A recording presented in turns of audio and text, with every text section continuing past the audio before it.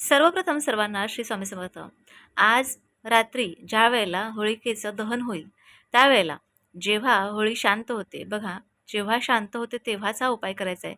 कारण आपल्याला ह्याच्यातली थोडीशी राख आणायची आहे आणि जर का होळीची राख गरम असेल तर तुम्हाला तुमच्या हाताला चटका लागू शकतो. त्यामुळे होळीची राख जेव्हा थंड होईल तेव्हाच तुम्ही आणायची आहे. मग ती उद्या आणली तरीही चालेल. बघा, भस्म हा भगवान शंकरांना सुद्धा खूप प्रिय आहे. तो भस्म बघा, भगवान शंकरांचा वास हा नेहमी स्मशानभूमीत असतो असं म्हटलं जातं.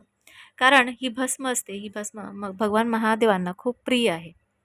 आता बघा, आपल्याला ही जी राख आहे, ह्याला जी भस्म आपण म्हणतो, ह्याचाच आपल्याला उपाय करायचा आहे.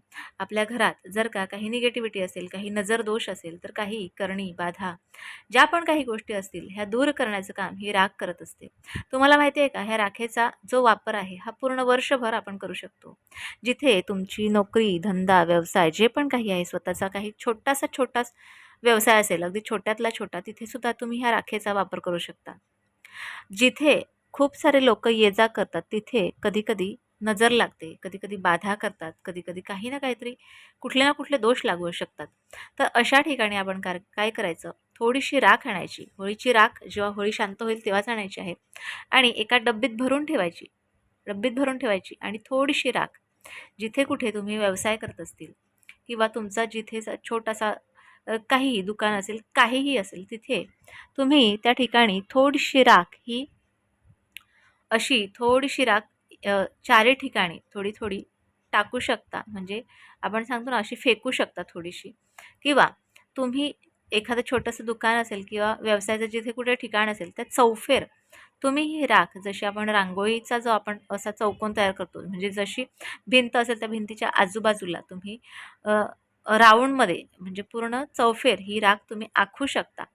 किंवा तुम्हाला असं वाटत असेल की आपल्या घरात सुद्धा खूप सारी निगेटिव्हिटी आहे, काही नजर दोष बाधा करणी जे पण काही आहे, नेहमी काही काहीतरी कटकटी असतात, आजार असतात, निगेटिव्ह ऊर्जा आपल्या घरात वास करते असं वाटत असेल, जिथे कुठे तुम्हाला असं वाटतं आपल्या घरात इथे जाऊ नये, भीती वाटते, नेहमी काहीतरी मनावर दडपण असल्यासारखं वाटतं, असं जर का वाटत असेल तरीही तुम्ही आपल्या घरात, जर तुम्ही फ्लॅट सिस्टममध्ये राहत असाल तर आतूनच घरात टाकली, थोडीशी फेकली चारी कोपऱ्यांमध्ये किंवा पूर्ण घरात थोडीशी फेकली तरीही चालेल.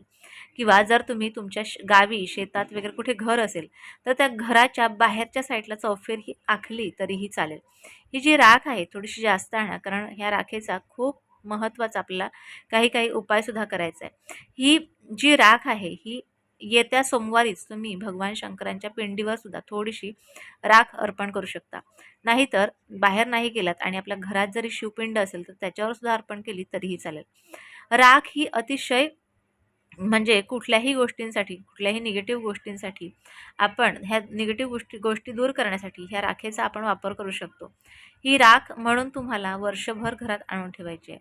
जेव्हा तुम्हाला असं वाटेल की आता आपल्याला घरात नेहमी काही निगेटिव्ह ऊर्जा वाटते, त्यावेळेला सुद्धा हे तुम्ही स्प्रिंकल करू शकता आपल्या घरात. ही राख खूप प्रिय आहे भगवान शंकरांना आणि त्यामुळेच आपल्याला थोडीशी शिवपिंडीवर सुद्धा अर्पण अर्पण करायची आहे. त्यामुळे ही राख घरात आणून ठेवा. अगदी मुठभर आणली तरीही चालेल किंवा तुम्हाला असं वाटलं की आपण थोडीशी जास्त आणून ठेवतो तरीही चालेल. ही राख आपल्या घरात वर्षभर ठेवा. ह्या राखेचे खूप सारे फायदे आहेत. निगेटिव्ह ऊर्जा असेल तर होतेच, परंतु नजर दोष असेल किंवा आपण ज्यावेळेला एखादी काम काम करण्यासाठी, खूप महत्त्वाचं काम करण्यासाठी बाहेर पडतो, त्यावेळेला सुद्धा थोडीशी राख आपण घेऊन बाहेर निघालो खिशात तरीही चालेल. असे हे राखेचे उपाय.